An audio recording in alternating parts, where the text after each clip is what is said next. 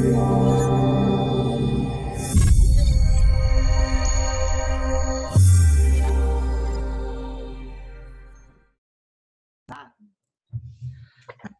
yep. Yeah.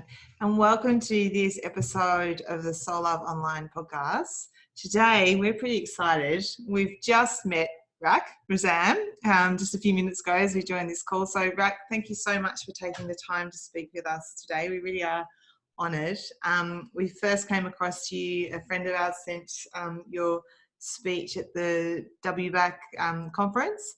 And yeah, I was really amazed. Like I was like, whoa, this guy is really living and loving from the soul, which is kind of our, not tagline, but that's what we keep coming back to. So I connected with you and asked if you'd be open to a conversation without having done much research on you, because sometimes I find if I meet someone and then I do research and then I find out kind of how important they are, in inverted commas, and I'm like, oh no, I won't connect with them. And I'm so glad that I didn't, because as I did more research, I'm like, wow, this man is amazing. He's doing such amazing work. So we'd love to have you on today to share a little bit about your story, your mission, and how you see your role, rather than me giving you a bio of everything that you do and are. That's a big call. Well, thank you for having me on your show. It's beautiful that there are containers like this for people to just express freely how they feel and what the paradigm we're living in is, and how we got here, and what we're doing with this gift of life, and also what's happening with life on Earth, which is transforming in our generation into something hopefully wonderful, but challenging as well. So where do I begin? Gosh, this is 13 years into my work with shamanic medicines. Originally I started out as a counterculture kid and into psychedelics and into doof culture and outdoor parties in Australia, Rainbow Serpent and Earth Cause, and these sort of nesting grounds where, I had my own spiritual experiences, even though they might have been in recreational settings. There was something of a feeling of that legacy of a reiteration of that 60s generation of exploration and of community, which was really, really important to me in the mid to late 90s. And that led on to, being part of a community that was into alternative lifestyles and exploring their own potential, and just documenting consciousness, technology, spirituality, psychedelics in the mid-noughts for a while. And that led me both back into the psychedelic global community, as there's been this current meme called the Psychedelic Renaissance, which we're seeing flowering pretty much everywhere, all over major Western media. There's positive reports now of the ethical and essentially therapeutic use of psychedelics as tools within the medical establishment, which is very heartening. And there's lots of cultural initiatives that are happening across the world. Here in California, there's been a recent example of Oakland, which has just been launching a decriminalized nature initiative, and got the Oakland City Council on board to essentially decriminalize all entheogenic substances from on a city-wide basis here in Oakland. There's been similar initiatives in Denver. So in the last 13, 14, 15 years, this psychedelic renaissance has really been blossoming and burgeoning. And I've been documenting that. You can see a lot of my, there's only a little trickle of my 13 years worth of media output on my website, rakrazam.com, but there's enough to give you a bit of an understanding. And somewhere along the line, there was that blurring line between psychedelics, which originally comes from the Greek word psyche, meaning manifesting of the mind.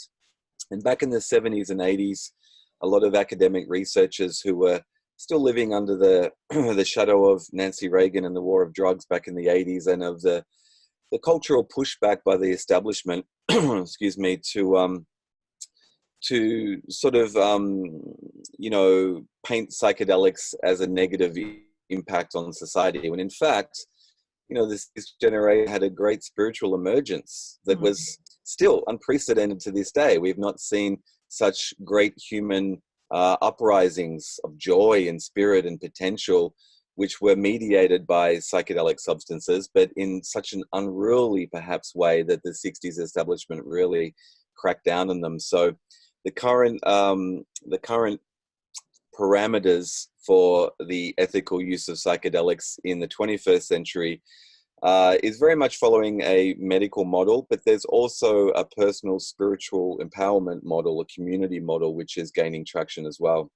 So this is a long-winded way to answer your question, but somewhere around 2006, as I was launching my career as an experiential journalist, that's what I called it back then. It's essentially a bit of a riff on the Hunter S. Thompson gonzo journalism, which I felt was really needed in the sense of you can't report on psychedelic substances and the emotional impact and the terrain or the terra incognita of the mind and of the potential of consciousness and the realms that it can take you to without doing these things. And so I really wanted to, from the inside, report on what was happening for me experientially and give it context so that there's some sense of meaning to these experiences for the readers I was publishing. I was actually working for Australian Penthouse as a freelancer at the time, and they published a lot of my stories. Which was, there's not many places where you can get across these alternative. There's more these days, and there's more online sources, but for more mainstream outlets, that was my niche. And so that led me in June 2006 to go into the Amazon. And this is, I guess, part of my origin story of this transition from that recreational psychedelic 60s legacy in the 90s and early noughts, which I still think is really important and gestated a sense of global community in the trance, dance, and electronic music scenes, which was a direct legacy of the 60s. But really coming back more into a sacred relationship with earth medicines, plant medicines, which really kicked off with ayahuasca and going to the Amazon in 2006. And that is documented in my book, Aya Awakenings, and the documentary film of the same name. So it's been a long journey, and ask me another question. Oh, sure. Thanks for that. One of the reasons I was really excited to get you on is because, along my journey, psychedelics have played really pivotal roles in me understanding who I am and a bit more of the nature of reality. And, my own paradigm and how I interpret the world is not necessarily from a scientific paradigm. I'm more of an empath and intuitive.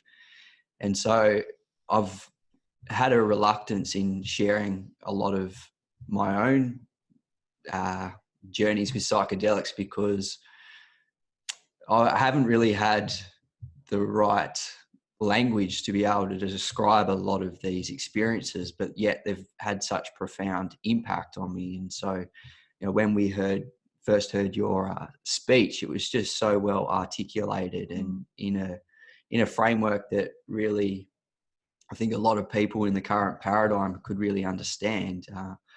I just really wanted to get your perspective and understanding on how these substances and plants and medicines can really play a crucial role in our awakening and why awakening is important for us as human beings right now.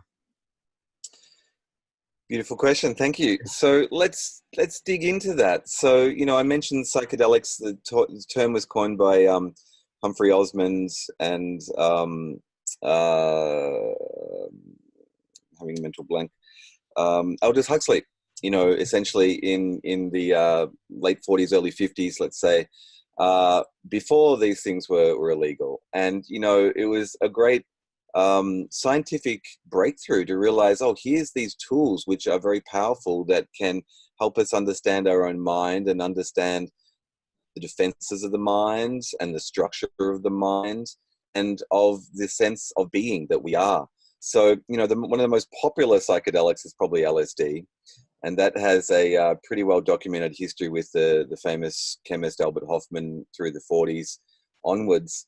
But essentially what modern science has been understanding with psychedelics, and there's many different lab-based chemicals, but also nature-based chemicals. Like, for instance, LSD is one molecule different from LSA, which is in the morning glory seeds of the Liliquai of the Mesoamerican people. And there's essentially a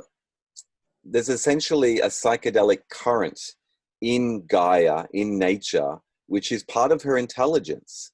And it's really only, you know, modern Western globalized humans which are living in essentially a planetary battery farm, which is separated, which is alone, which is emotionally denuded, which is disconnected. You know, we are so disconnected from nature that we have demonized in the past substances which can help reconnect us.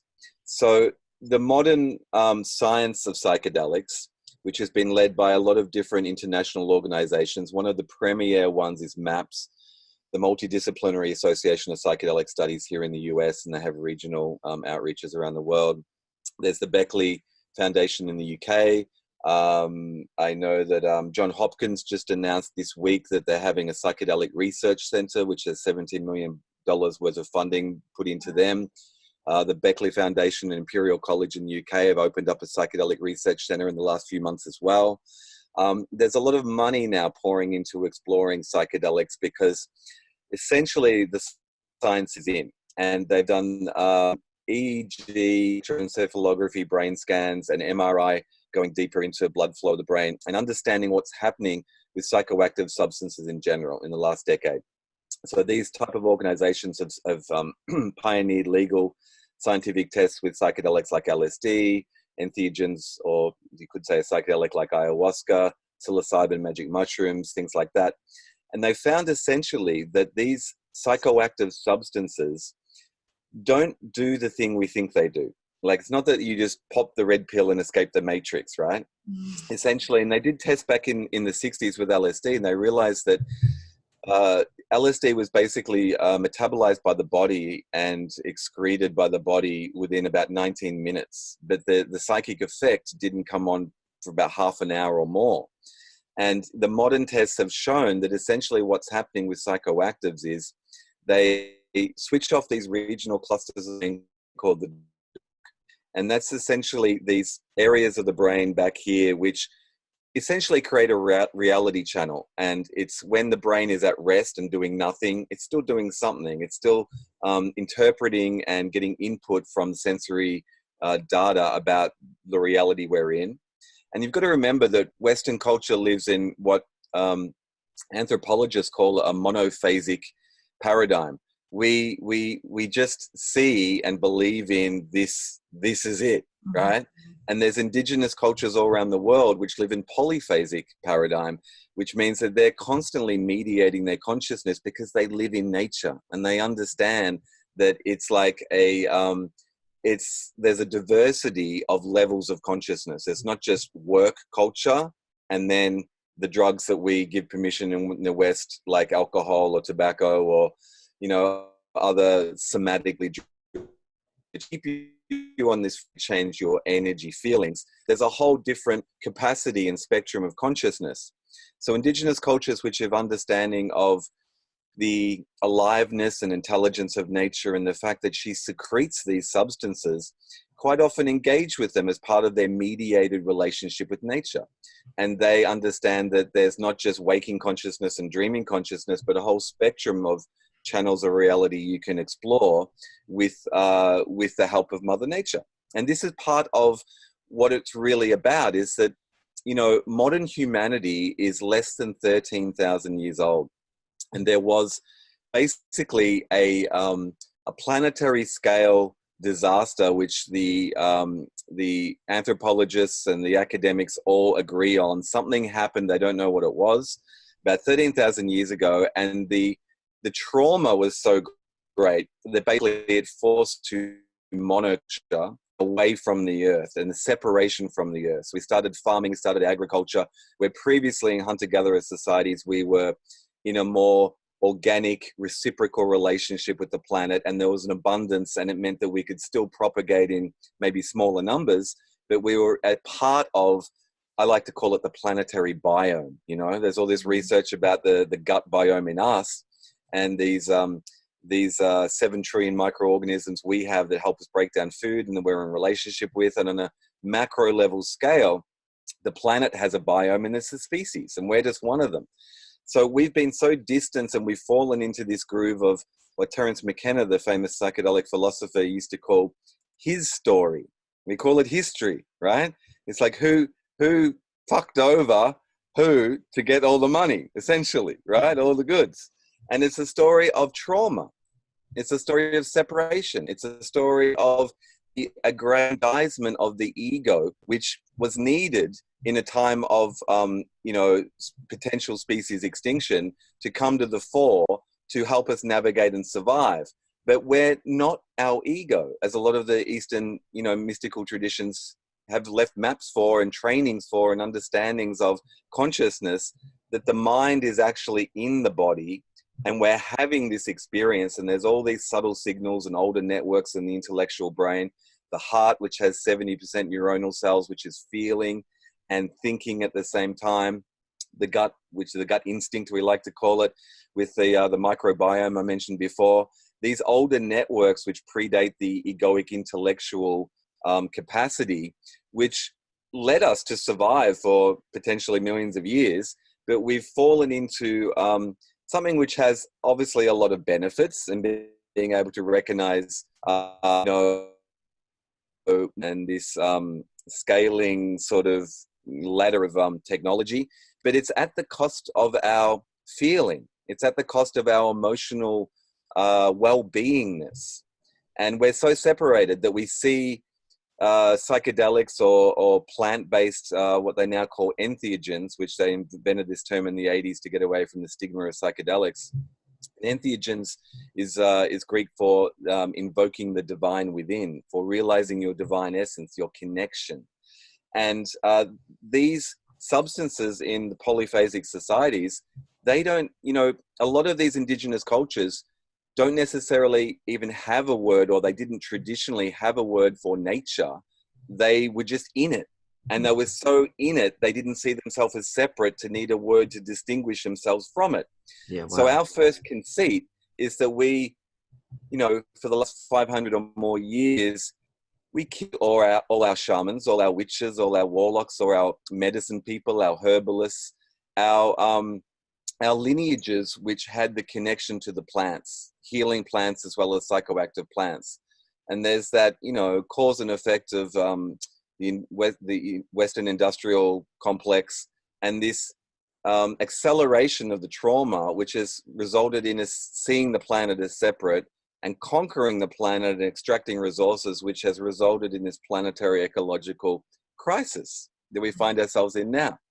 So essentially, when we take a psychoactive substance, and there are many plant-based and earth-based medicines, as we call them, in a more shamanic paradigm versus just a recreational drug. They're not drugs, they're medicines. Ayahuasca is one of the predominant ones, which has been getting a lot of media attention in the West. Right, so the great medicine of ayahuasca is native to the jungles of South America, and it is a very profound connection to the spirit and the web of life, and to your own personal healing.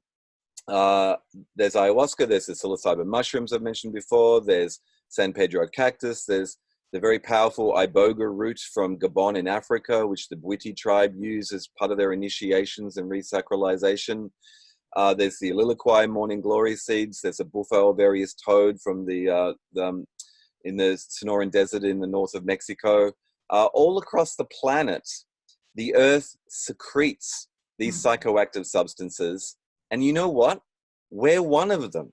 This is the other great thing that science has realized in recent years, is that we mentioned, the Bufo alvarius toad, which contains essentially, amongst other, DMT. Ayahuasca contain NN-DMT, or dimethyltryptamine. And these tryptamines are threaded all throughout nature, including the mammals, including the humans.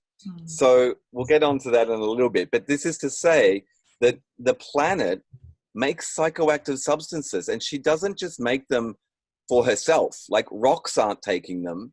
I mean, humans are designed with our neural structures to slot in these substances, and to come full circle to this default mode network thing again, when we take a psychedelic from a lab or an entheogen from nature that affects our consciousness, the default mode network lowers. And the default mode network is not just the reality channel you're on getting the signal, it's also partially that sense of ego and identity, which has been, I believe, bootstrapped, and it's been glorified, it's been sort of fast-tracked by this species trauma that we've gone through, but it's been at the result of this disconnection from the planet. So when the default mode network lowers and the sense of ego lowers, we have a psychedelic experience, or an entheogenic experience, or a mystical experience. And quite often in a lot of the descriptions and a lot of the, there's been scientific tests done on this, a lot of the follow-up studies and a lot of the documentation done on them, people will report a few commonalities. There's a sense of that weight of the mind lifting or going or shifting or changing. There's that sense of ego dissolving this, and there's a sense of beingness, of presence. And if you're doing these responsibly and ethically and sustainably in somewhere like nature, there is a great sense of belonging, of coming home, and of understanding in a way that doesn't need the intellectual mind, but is about these older networks of the heart and the gut instinct and your beingness, feeling one with everything. So that default mode network and that egoic drop, it's not that the substance is doing this to you, it's actually switching off these filters of the brain which remain on to keep us on this channel of reality. And knowing that polyphasic cultures often engage in dining with nature in a psychoactive sense to renew their relationship with nature is very profound. I actually think we're still at the first steps of, as a mature global culture, allowing the permissibility of psychedelics again. And again, this gets into a lot of sovereignty territory about our ability to be human and to not have governments telling us what is our consciousness. Graham Hancock, one of the psychedelic spokespersons, who is a New York Times bestselling author and a historian of sorts, and a cultural commentator on prehistory and archaeological civilizations. He's also written about ayahuasca and plant medicines. He did a famous TED Talk, which got banned, called the War on Consciousness. And that's essentially what it is. It's that there's some type of herd mentality and authoritarianism which wants to control global consciousness. And it's essentially a hierarchical centralization of egoic consciousness, which is manifested in patriarchy and this sense of control, which we've had for 13,000 years, but no more. It's on the way out. So, these substances are potentially done in the right way, sacred relationship to renew our contract with ourselves and with nature. Beautiful. Yeah. Yes. Love it. So many. Wow. Thank you. I love listening to you speak, Rak.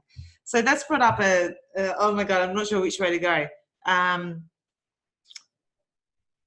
Let's shoot into that nature, because I think, we've brought up in Tasmania, Australia, so it's a really beautiful part of the world. And I've certainly grown up with parents who bushwalked and all of that connection to nature. And I have noticed, I did environmental studies at uni and was like really kind of connecting in. And then I found my path just kind of, I started working in environmental planning, and I started getting involved in mining, and it was just like, this is not what I want to be. And I kind of left that corporate world and kind of came back onto my soul path.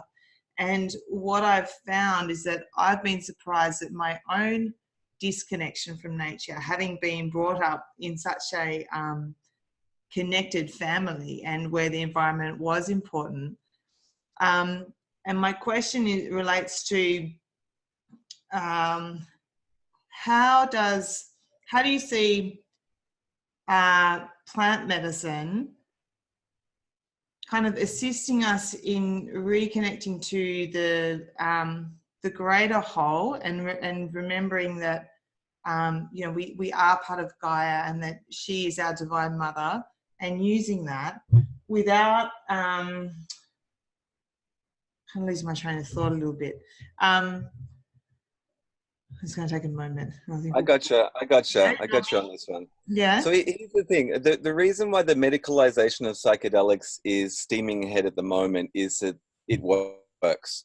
So there's been a lot of peer-reviewed studies to organizations like MAPS, which point to the efficacy of substances. They're using MDMA, which is from the lab. They're using LSD. They're also using psilocybin mushrooms and exploring, psilocybin. The psychoactives in general, when that default mode network lowers and the ego lowers, it's almost as if, things that we've been storing in our energetic body, our emotional body, even in the mind's neural networks, these stresses, these traumas, PTSD, like severe post-traumatic stress, disorder, things that Western pharmaceutical medicine can't heal, it only suppresses with SSRIs and things like that, have been proven to work. And so there is this idea that, people in trauma can be assisted by these medicines, by psychedelic medicines and entheogens, planetary-based medicines. And that is essentially true. And I see that as a healthy, wonderful first step within the capitalist medicalization structure. And there is an equally parallel movement which is rapidly evolving in this time of ecological crisis, which understands that the crisis we're in has resulted from the consciousness we have. And the consciousness we have is wounded. It is disconnected, and it even might intellectually understand that it's a good thing to respect nature. It's a good thing to have a sustainable targets for our growth and our, global warming emissions. The deeper you get into true environmentalism, and the deeper you get into understanding the biological systems of life on Earth, the more psychedelic it gets, in the sense of more mind manifesting, more intelligence in nature, more interconnectivity, more sharing, not Darwinian, competition, but network-centric, non-hierarchical sharing. I'm on a real really of looking at this stuff, and there's a whole field called Ecodelics, which is basically marrying the potential of psychedelics with eco-consciousness. Oh, wow. And it is exploring this idea that if we resensitize ourselves to nature and the relationships with nature through the use of nature's psychoactives, we're essentially plugging back into the planetary conversation, and we're feeling it. It's like we're becoming part of it again. We're welcomed home again. So there's a great conference in the UK called Breaking Convention, which happens every 2 years, and they explore, these nexus points of psychedelics and the medical establishment and culture and the environment and things like that. They had a few great talks this year. One of the lecturers, Dr. Sam Gandhi, who is a biologist and who works with the Beckley Foundation in some of the psychedelic research, he has been he gave a talk on the ecology of nature and psychedelics, and this idea of using them as resensitizers. So this idea of ecodelics, of using them to renew our sacred relationship with nature, I think is something which deserves more attention, and is actually, the medical model is treating people who are sick with PTSD from a sick culture, right? Needs to happen, great. But what if we work with people that just want to get well, or are well, or can be better in that well of being before you get sick? Or you're coping with the stresses of life, but you've lost direction, purpose, understanding. What what are we here for? What's it all about? So these times we live in are perilous. You know, they're essentially, it's a time of ecological collapse because of the overextension of the human activity in the biosphere. I went to a talk last night here in San Francisco by Joshua Fields, who's the current director of the Consciousness Hacking Network. And it was basically looking at the vectors of societal collapse and transformative technologies.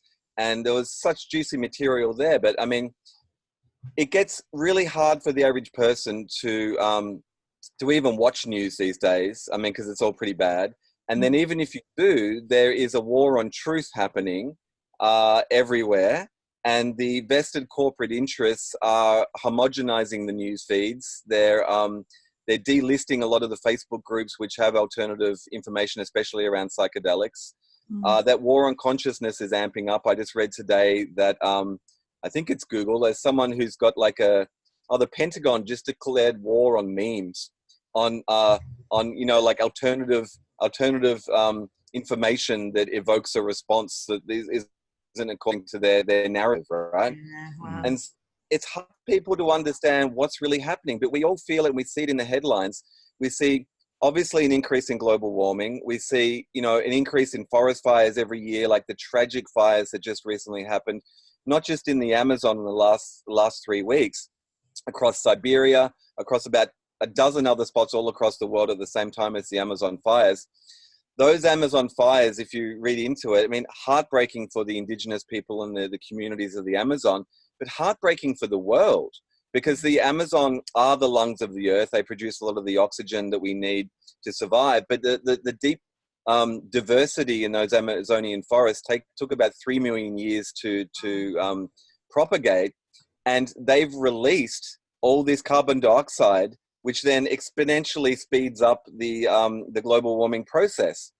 So the deep carbon sequestration in these forests when the fires happen is creating an exponential growth curve of global warming, which the current projections haven't anticipated.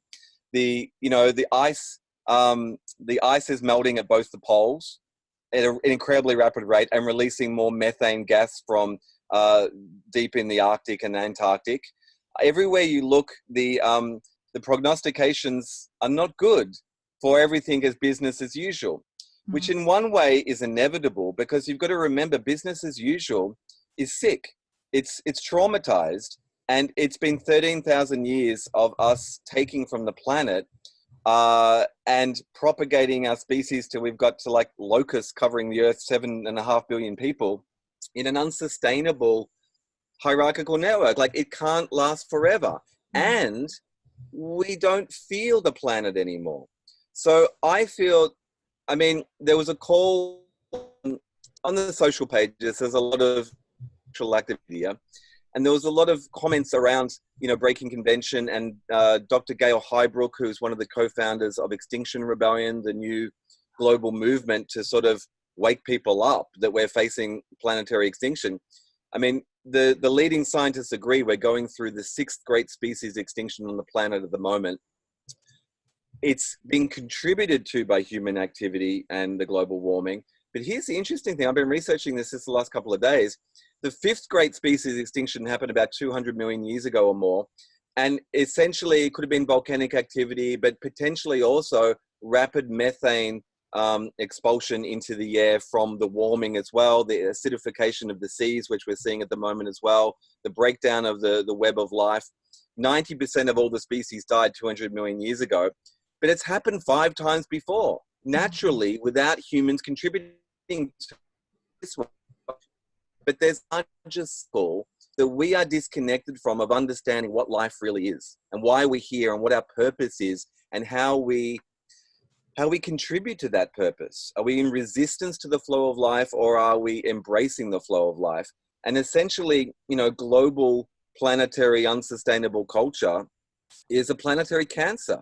If you look at Gaia as a macroorganism and you understand the new developing field of the biome and looking at humans in the biome and our microorganisms, if you go up a macro level and understand Gaia's, all the species are like strands in a planetary biome.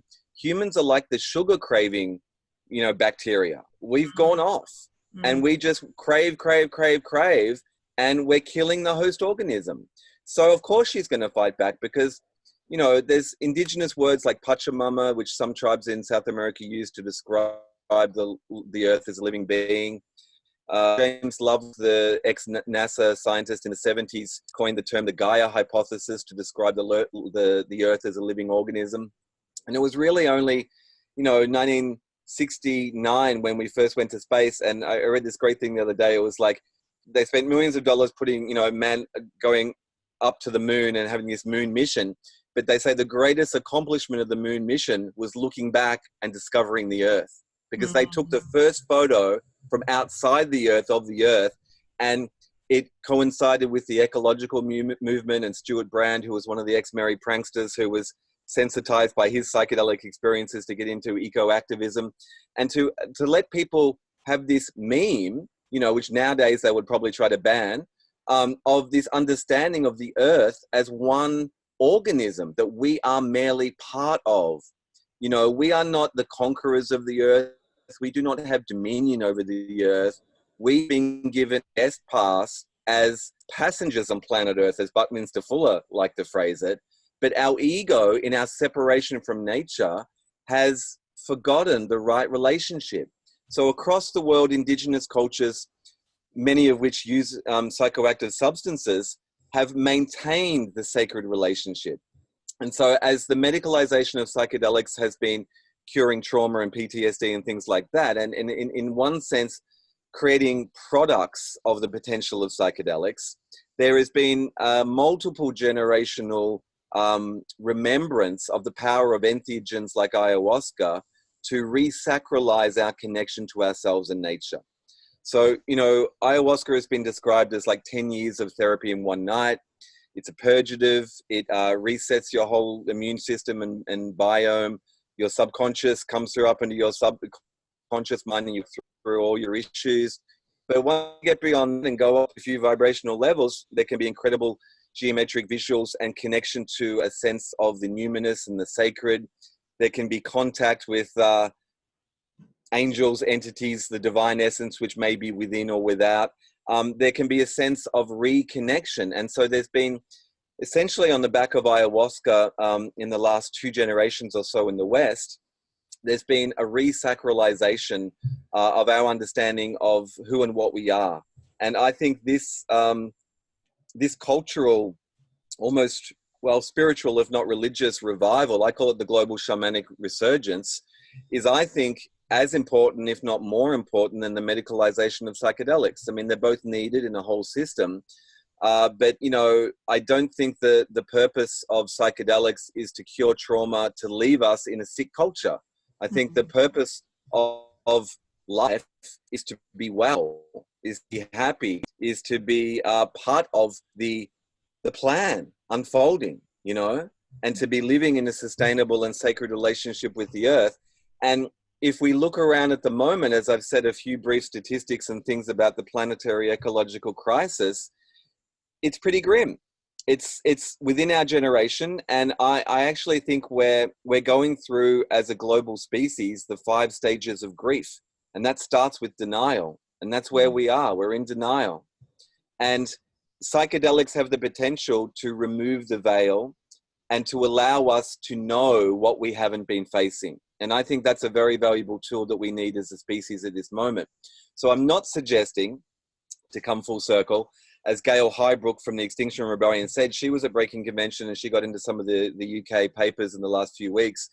And she was beautifully vulnerable, acknowledging that it was her work as an activist that led to her traumatization of her feeling helpless in the face of ecological devastation, that she felt that she had to pull away from just frontlines activism on a political level. And she went to the Amazon and she did ayahuasca. And she resensitized herself, she cleared her trauma, and she connected to her sacred being. And from those experiences, she had very direct messages which told her what she should be doing and how, and sort of like, there was connection and communication, which led to her co-founding the global movement Extinction Rebellion. And, you know, she did come out in the papers when they asked her, and they misquoted her saying that she was calling for a mass civil disobedience using psychedelics, because, you know, the media wants to just create old narratives. When in fact, if you read the article, she was asked, what she said was, I would support a mass civil disobedience of utilizing psychedelics to wake people the fuck up, right? And I think the best way to do that, if the people themselves chose to do so, is not the 60s model. No one's necessarily suggesting that. No one's suggesting we need a counterculture to be opposed to the mainstream culture. The mainstream culture is embracing psychedelics because we're mature enough to understand them now. I mean, in the average day, the average Westerner who has the privilege and the resources too, is on the internet, is getting like, I'm connected to 5,000 people in my Facebook feed.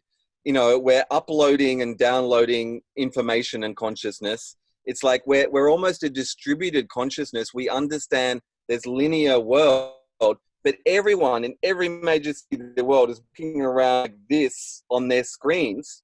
And it's been said that it's not because they're addicted to social media, it's because they're addicted to feeling connected.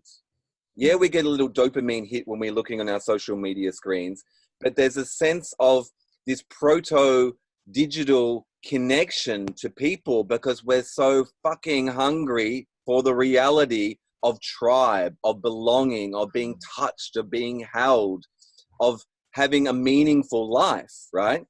So no one's suggesting that this modern culture go out and try to take acid with 100,000 people and levitate the Pentagon, although that might be an interesting exercise. Because it's not about opposing the mainstream. The ship is going down. What it's about is owning your sovereign being, recognizing your divine nature, and plugging back into the mother, to the matrix, most mysterious, as James Joyce called it, the Gaian superunion, right?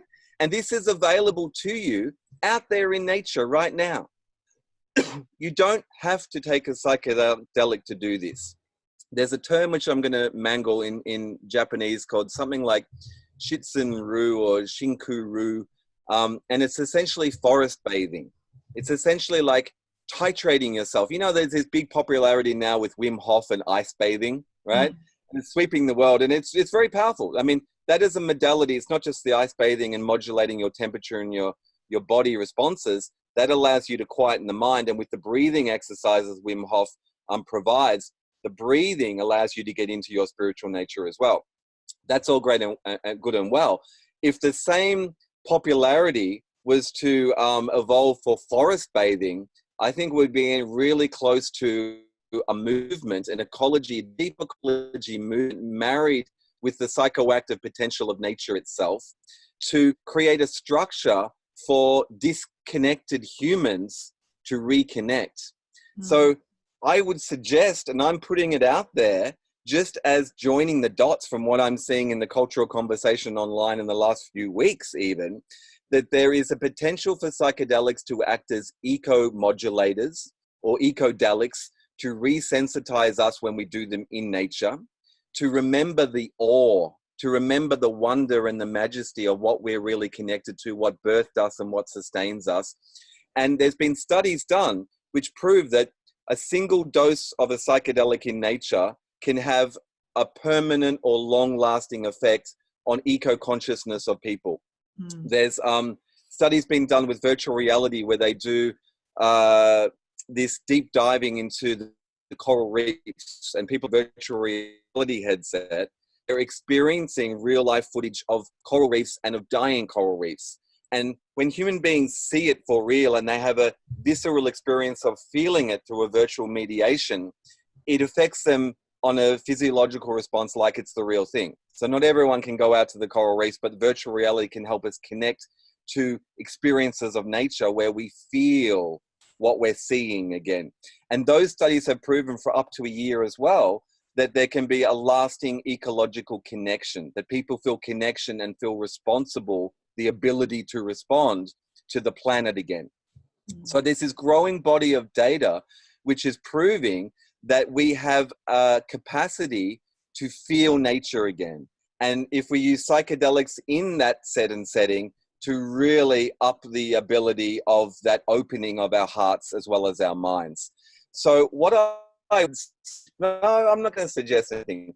Would say I see out there what's been happening in the last generation or two: medicalization of psychedelics within the capitalist structure, commodifying psychedelics, a global shamanic resurgence, mainly on the back of ayahuasca and now ibogaine and psilocybin and the bufo various toad, of connecting people to their sacred nature and to nature itself.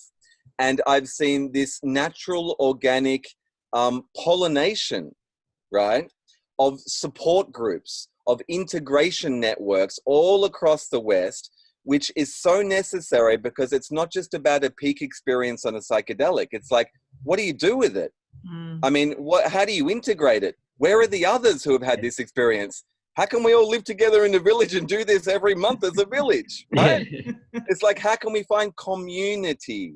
And these psychedelic networks, there's psychedelic societies, which have websites and Facebook groups all across the planet in the major Western cities. There's grassroots organizations for integration they're almost like AA meetings. People come together, they're in, sharing circles. There might be 10, 20, 30 people. And they say, hi, my name's Rack, and I did this psychedelic. And oh my God, here was what was challenging for me. And then people are like, I had this happen to me too. Here's what I did. Here's how I coped. Here's how I told my parents I do psychedelics in a controlled, safe and legal setting. If you're in Oakland, California, it is decriminalized now in increasing areas around the planet. Ayahuasca and the plant medicines are legal and safe in their settings in their indigenous countries. There is this movement around the globe which is unifying the old world and the indigenous communities which have been caretakers of these sacred medicines with the little brothers, as they call them, the Ninos, the children of the West. And by children, I mean emotionally immature compared to a lot of the indigenous communities who understand their place in nature. And as these shamanic medicines have been going out, and as well as psychedelics, there have been these support networks which now exist globally all around the planet. So I wonder, and I'm not suggesting that we do anything here, but I wonder what would happen if there was a global Ecodelic day, sometime in the summer in your hemisphere of the world, where there was a coordinated effort on a grassroots decentralized scale of all these psychedelic support groups to take their networks out to the forest and hold space for each other in a safe, sacred and sound container, pre-screen for anything that might happen, have a few trained professionals who might be able to do therapy or mediate to make sure that everyone is held in a safe container. And you're not going to see it on the news. It's not levitating the Pentagon. It's not like going out and, attacking the World Trade Center or marching in the streets about the value of psychedelics. It's quietly and passionately and lovingly going home and doing that as a collective to whatever degree we can do. You could start small. You could do it each month.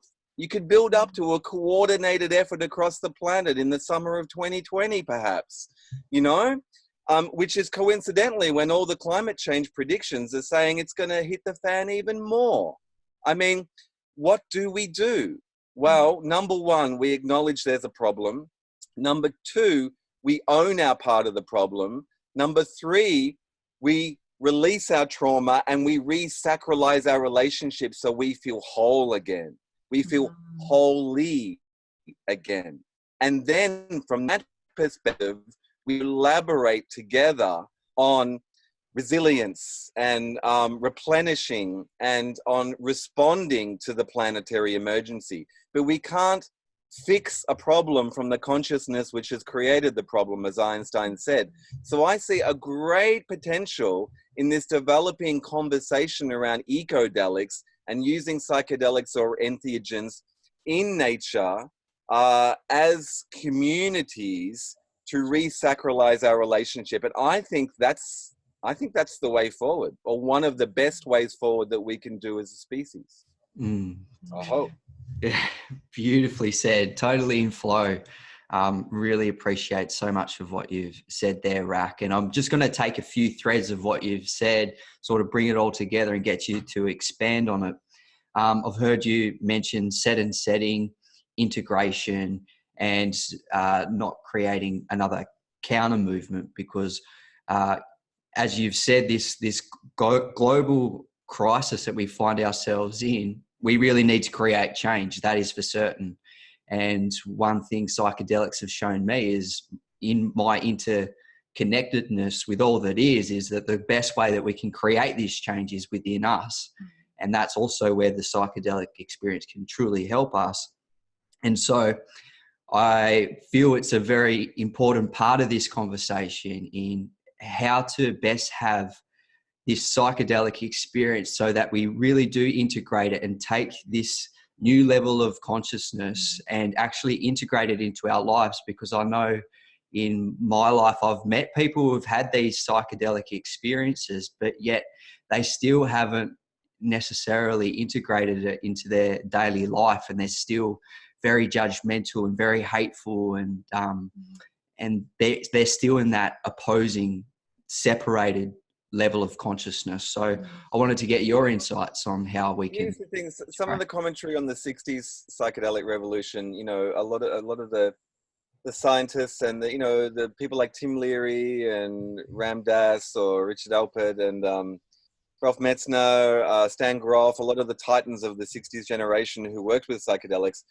When they really looked at what was happening in that ego-dissolving experience, there's a lot of nuances. This isn't a magic pill, but essentially psychedelics can act as ego dissolvers, and that tricky ego, when it comes back, can often bounce back stronger, and it can reinforce. And the thing is, a lot of the experience of the 60s were done without the correct set and setting. So Tim Leary, as a psychologist, he invented the set and setting pre-LSD for his psychological studies at Harvard. And it was this idea that you do these substances in a safe set, which means your mindset, your body set, like you're not, dealing with grief or trauma. You're not in a bad place that if you do something, it's going to trigger and set you off even worse. And that your setting you do it in is safe, sacred, and sound. So, you don't want to be necessarily tripping in the Burke Street Mall or at the, at the Crown Casino. I really highly stress that because all your senses come open and you read the dark energies and the emotional stuff, and you're intuitively getting all this energy. And how do you protect yourself? We laugh at that, but the reality is in the West, so that's a lot of people's experience of tripping. Let's go tripping and go to the casino. Or, well, this is because city kids, right? Yeah. But this is it. Like, we're not the 60s. The 60s didn't have the elders. They reached out to the East and to India and to things like that. We now have a generation of elders, and they're all given the guidance, do it in the safe set and setting, to do it in the right place, to do it with people that you trust, to question even if you need to do it at all. I'm not, this is a potential tool amongst many. But there's also a generation or more of indigenous teachers, which are coming out to the West and teaching about ceremony, about sacredness, about ritual, about there's all these modalities which are around ceremony. And ceremony is not recreation. Ceremony is the best thing that could happen to a psychedelic culture because it re-sacralizes. Doesn't matter what the substance is, it's the context you do it with and the intention you do it with. So, anthropologists have pointed out that these polyphasic societies, and look, even in Australia with Aborigines, we don't really know if they've been using psychoactives. There's patchouli. There are acacias. Australia has one of the most per capita, collections of DMT containing plants in the acacia plants and trees all around Australia. But even in like indigenous cultures like the Aborigines, they would do initiations at certain stages of a person's development. And there might be men's business, women's business in their culture.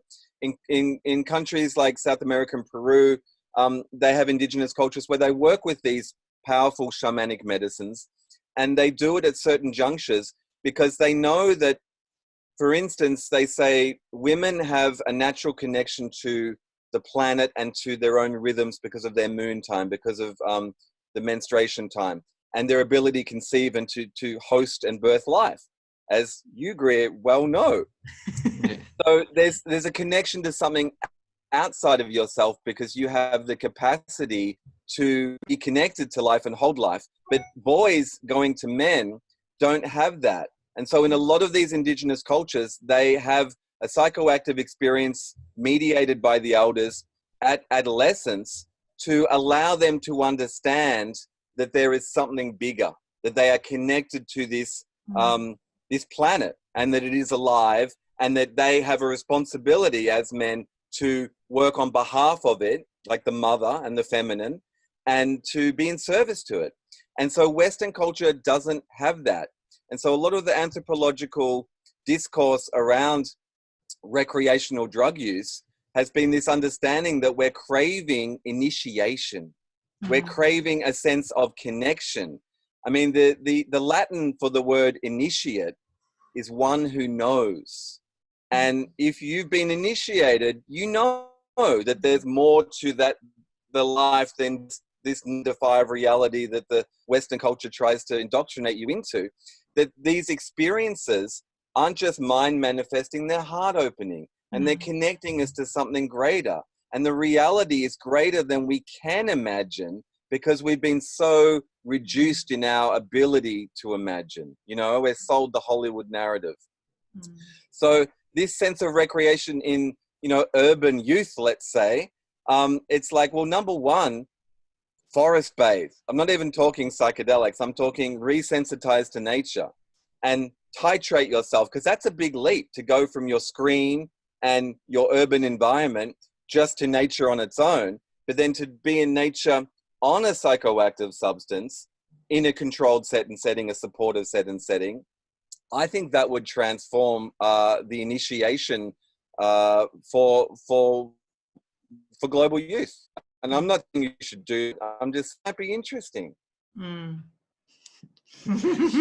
I can attest to that. I have a note here, and it was just children. And I was asking, you know, we have 2 daughters, or I have a daughter and 2 stepdaughters, and we have a son on the way. And I'm interested, I know we started this conversation, you said your daughter's in the next room.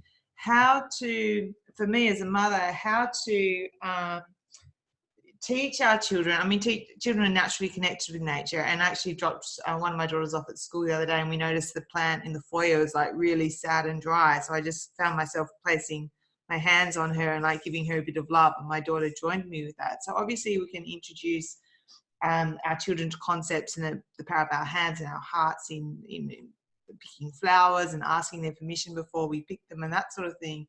But in terms of the psychedelic conversation, and one of my kind of continuing inner dialogues is, how do I speak openly with my children, where as a way that I'm not just setting them up to be within that dogmatic duality world, but also speak to them in a way that's age appropriate. And at what age can we start to, do you think it's appropriate to start to talk to children about psychedelics and all of that stuff? So I'd counterpoint that by saying, in Peru, where I've been going for 13 years now, and you know, doing ayahuasca in a sacred shamanic context, in ceremonies with the shamans, or as they say, call themselves the curanderos. In shamanic cultures, they understand that these are medicines, and that you don't hide medicines from kids. They might not necessarily need them, but you know, ayahuasca can be taken just as a brew on its own without the DMT containing plants in the brew of ayahuasca. It's a purgative. It's something which, with a lot of the Amazonian illnesses, you know, which might be related to viruses or bugs or things that they get in their systems. And so they're quite used to ayahuasca, you know, with children. And in a ceremonial setting, in these indigenous shamanic societies, they will often let the kids dip a finger in and have a homeopathic dose, and to be in ceremony, because it's not just about the ayahuasca, it's about being in ceremony and seeing what the healing effects of this do. So I've been in ceremonies where there's been babies being breastfed by mothers who are drinking ayahuasca. You know, they believe that it's safe for the mother to drink ayahuasca up to the 3rd trimester, and then it's more about are there going to be contractions and cramps and physical reactions, but the medicine itself isn't bad for the mother. But they have a permissibility in their shamanic cultures of being open about these medicines, and again having a responsibility at the right age dependency. So there's no easy answer I could say, but I've known some curanderos with their own children who partake of medicine when they're children. And then some people say maybe it's more of a thing that when they're in their teens or adolescence, or they can have an age of consent, they can consent themselves as young adults to that experience. And I would definitely say that there's probably a threshold of, 15, 16, 17, 18 of that emotional maturity, as we discussed before, of this opening up into a guided shamanic experience in a community and culture which respects and reveres that.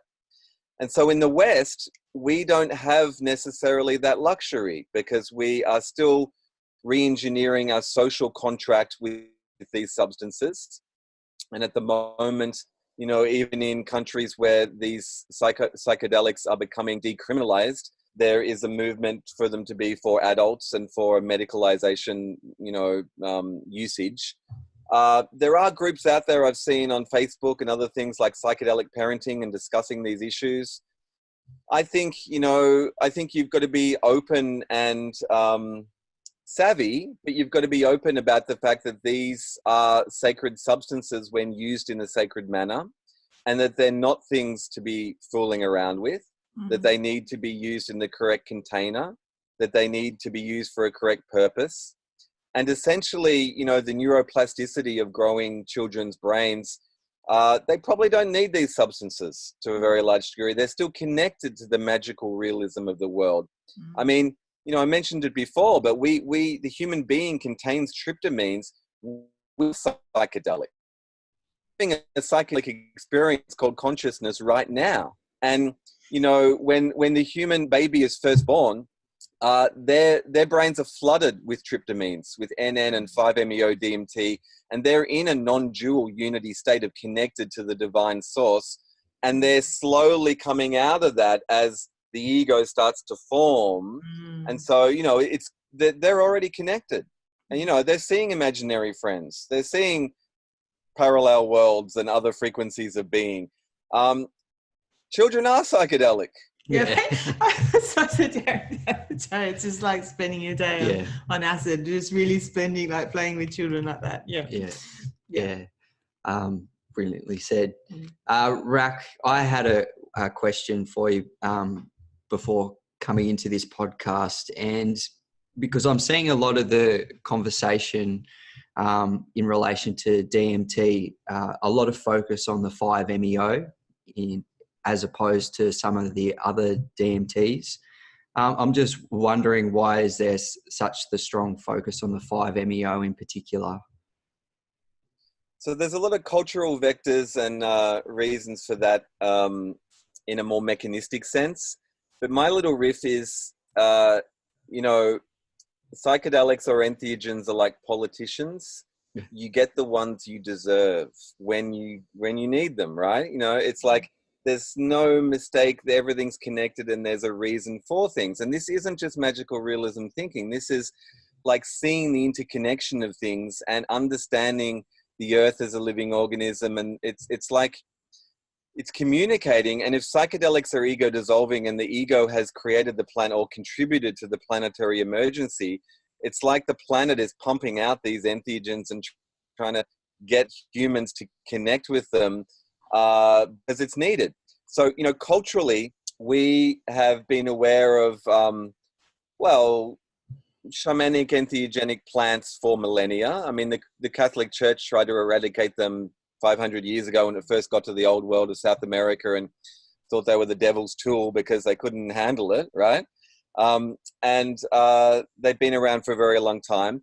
But, from the Industrial Revolution on, as I mentioned earlier, we have distanced ourselves from nature and the planet and the healing medicines of these psychoactives that are connected to that.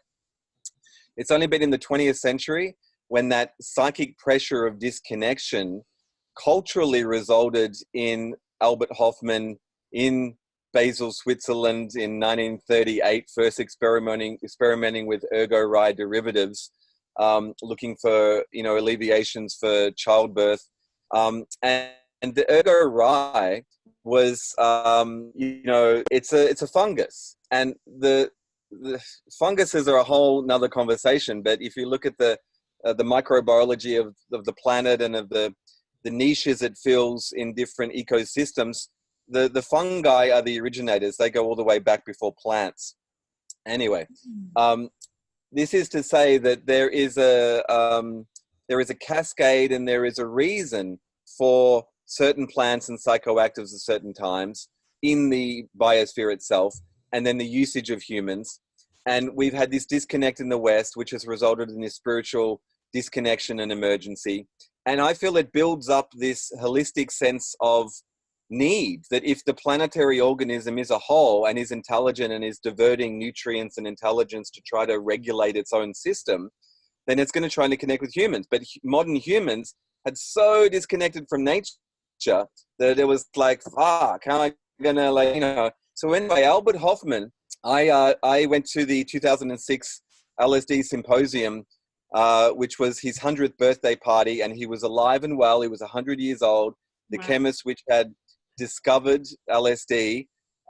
Interestingly enough, so, that LSD as an ergo-rye swept through the Middle Ages and was called St. Anthony's fire. It was like this fungus which would grow on bread and cause these mass hallucinations in European villages on their bread, as well as gangrene to set in and horrible things.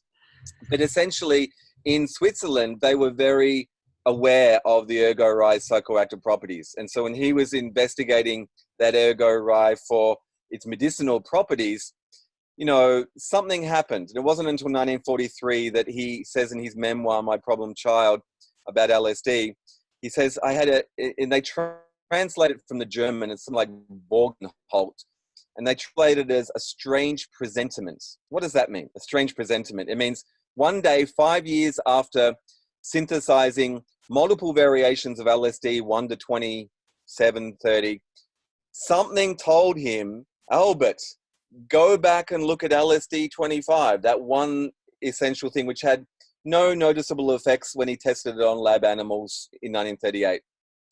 And something connected, and he had the LSD experience, amazed, essentially LSD got out to the masses, and it was like the Henry T Model T assembly line.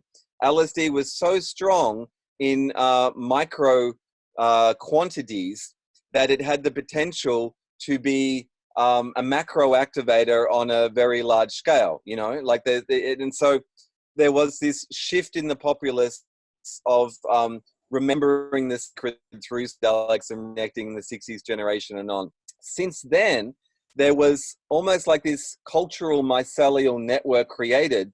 The 60s, helped birth the consciousness movement, the ecology movement. It paralleled the women's rights and civil rights movement, the gay and lesbian movement, in the sense of these parallel movements about freedom and identity and autonomy were all wrapped up in a lot of people's experimentations with consciousness. It also helped birth a lot of the Silicon Valley experimentations with technology, which have resulted in the technological age we live in now. You can look at books like What the Dormouse Saw, or just Google LSD, Silicon Valley, and origins, and you'll see that, it was legal all through the 50s, and they're all using it in technology. The legacy of the 60s also created, this pre-sacralization through Kesey and the Merry Pranksters of the sacred trance dance, of the acid tests, which were essentially a retribalization using technology and strobe lights and music, which basically birthed through Goa in the 80s, the global electronic dance music generation. So my little riff, which I mentioned in my book, Our Awakenings, is like in the 60s, we got acid, which helped open the mind. A generation later in the 80s, we had ecstasy, which helped open the heart. And then a generation later, we had ayahuasca, which helped open the spirit, right? And it's not to say that those things weren't around, but why did they come to prominence when they did, when they were needed? So the 80s, acid was used as well, but ecstasy was the dominant, catalyst of the day. And it did something similar. There was the second psychedelic revolution in England in, the summer of love in 89 in England. With millions of kids swarming over Margaret Thatcher's Britain, taking ecstasy and trance dancing and getting into them and was connecting, which was another threat to the establishment. So, but it paved the way for this global intergenerational frequency in people that had these experiences to be ready for the plant medicines, which had always been there, but people weren't ready to go to the jungles of Peru in the 60s. I mean, William Ginsberg went in the 50s and wrote about that in his book, The Yahe Letters to Allen Ginsberg. But I mean, it was few and far between, It's like they needed to have this cultural seedbed to have these experiences in any way they could get them to reconnect. And then it did that job. And then the 80s did its job. And then what happened in the noughts was that there was this intergenerational, the adopters who'd been going back to the jungles of South America and experiencing ayahuasca and writing about it and reporting about it. And that trickle became a flood where there was now potentially millions of people around the world doing ayahuasca in the West, both in South America and all around the world with Western practitioners who have trained with indigenous curanderos. And there's this very vibrant global community, but each generation got what it needed. So LSD is still around, but there's not a whole generation in the millions taking it like the 60s. Ecstasy is still around. There's probably a whole generation still taking it in clubs all around. But what's really booming at the moment is plant medicines. And in the last 5 years, on the back of the popularity and healing success of the resacralization of the great medicine ayahuasca, their shamanic community has developed. And lo and behold, almost out of nowhere, this medicine from the Bufo ovarius toad was rediscovered essentially in the deserts of Mexico by different practitioners or different people who became practitioners. And there was a legacy of that awareness of that medicine in Arizona, in the deserts, in very very underground communities. And there was awareness of the medicine in the Bufo ovarius toad of 5-MeO in the scientific literature going back to the 50s. But again, even though that was in the scientific literature in the 50s, the hippies didn't go do it en masse. They had the frequency they needed and the community and the belonging they needed. So did the 80s, and so did ayahuasca in the early part of this millennia. And now there's been this exponential speeding up, because someone once explained to me, there's this beautiful metaphor, like the tree of life in a lot of shamanic and religious cultures understand that there's these different levels. You could think of it like a Christmas tree. And if you think of all the entheogens like ayahuasca, San Pedro, iboga, oliloquy, the acacias, all these plant medicines which are secreted by Mother Gaia. They're created from the mother. They're not illegal. They're holy. They're sacred. But if you think of them as like baubles on the Christmas tree of the tree of life, then the star at the top is 5-MeO DMT. The light. It's what reveals the light. So some tribes in the Amazon use plants containing 5-MeO DMT in their ayahuasca brews, and they go to the light as well. But it's almost as if that there's a stepping stone and a gradation, and to be ready for that experience, which essentially is the ultimate entheogen or revealing your divine within. Culturally, over a lot of time, we had to go through all the necessary initiations at different levels. So, you could trace it all back to market dynamics, but that's just the mechanistic point of view. What I'm saying is holistically, we get the medicines we need when we're ready for those initiations. And so 5-MeO is a very powerful psychoactive, and the only thing as strong as 5-MeO DMT is the human mind, which can resist it. And there is this healing and remembrance and sense of unity, which is coming from the Bufo Alvarius medicine.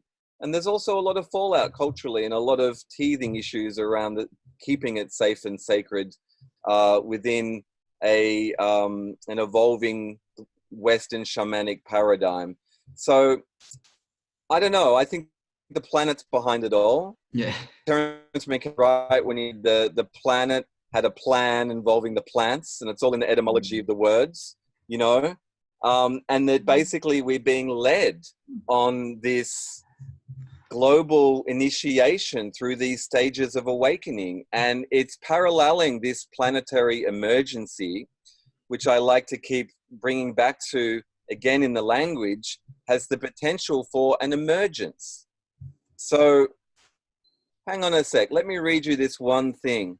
So this could feel a little bit heavy. There's this guy that I've just been introduced to yesterday who is a totally reputable scientist who's been mapping all the climate data and is developing this movement essentially called deep adaptation. And he says that essentially we've got to be honest with the fact that civilization as we know is on the way out. And I mean within our lifetimes and within a decade most likely, because a lot of vector points about the food chain, the global warming, you know, you name it, it's all sort of conspiring together. And it's not doomsdayism, it's actually the science is there. You can check out his website, which is, let me just find that for you. It is, his name's Jem, Jem Bendell, BENDELL.com.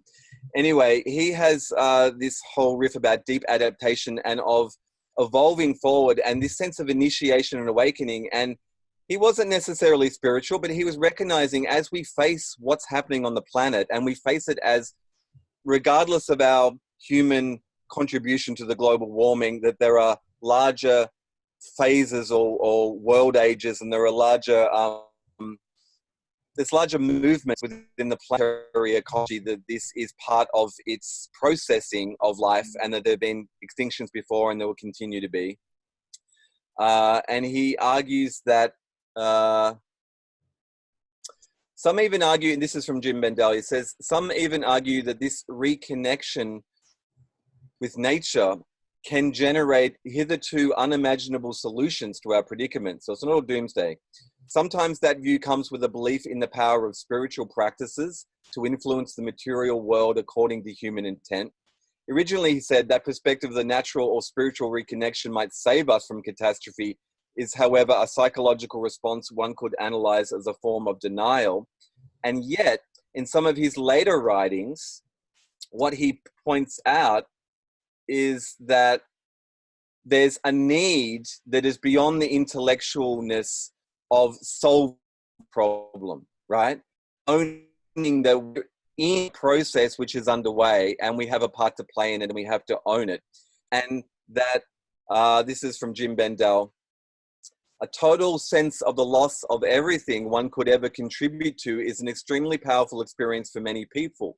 How they emerge from that experience depends on many factors, with loving kindness, creativity, transcendence, anger, depression, nihilism, and apathy all being potential responses. Given the potential spiritual experience triggered by sensing the imminent extinction of the human race, we can appreciate why a belief in the inevitability of extinction could be a basis for some people to come together. So there's a sense of this awakening and this ownership of our divine nature, and that there is something larger underway that we are a part of, and the ego is what's struggling with it. That we're in those 5 stages of grief, in denial, and then we'll go through rage, and then we're going to go through bargaining and trying to but what if we just do this? And then it'll be okay, everything can be the same. And yet, there is something profound happening which is not slowing down. And if we reconnect to our hearts and we remove the trauma, that connection is going to guide us to what's coming next. And I don't know what that is, but I know that we're part of it. and I trust that process. Yeah, beautiful. Woo! Wow, Yeah. what a way to close, hey? I absolutely love that. Yeah. Yeah. Beautifully said.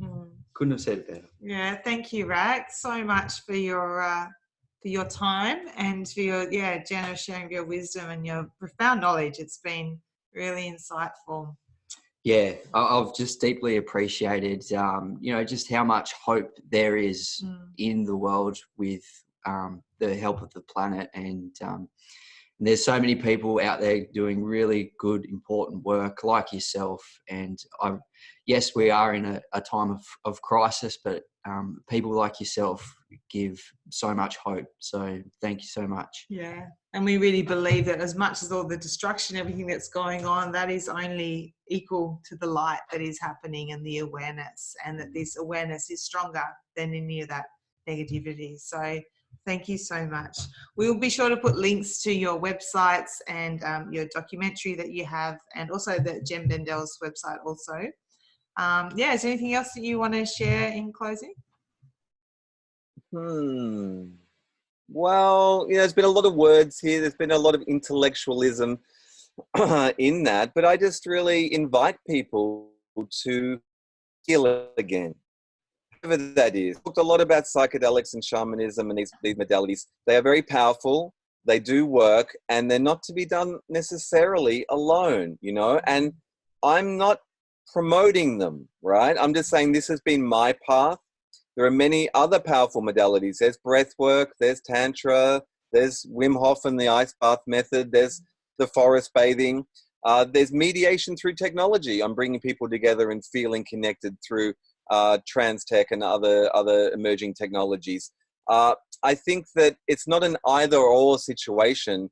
It's really a time of embracing everything we have at our disposal to be the best humans we can be, and to transform in this emergence and this emergency. So have faith. And as they say in, I'm paraphrasing a bit, but as they say in the Middle East, trust in Allah, but tie up your camel, It's like, this isn't an excuse not to do anything and kick back and it's right, mate. This is a clarion call to seize your divinity and your ability to respond and to own your journey.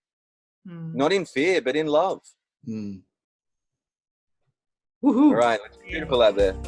Thank you. Thank you, Rack. Hey there, we trust you've got value from this episode, and we want to gift you something. If you want even more value and are vibing with what we're putting out, we've got an epic free training called the Infinity Flow Model. This model is channeled directly through us, and it is the core principle foundations of what we live on a daily basis that allows us to live our heart space desires and love from our soul. We've put a link to that in the show notes, as well as a link to our online community of Awakening Souls, which really offers the space and the support to step into your truth, your power, and your heart. And all members receive access to 2 of our online courses. So check it out. And in the meantime, keep living and loving from the soul.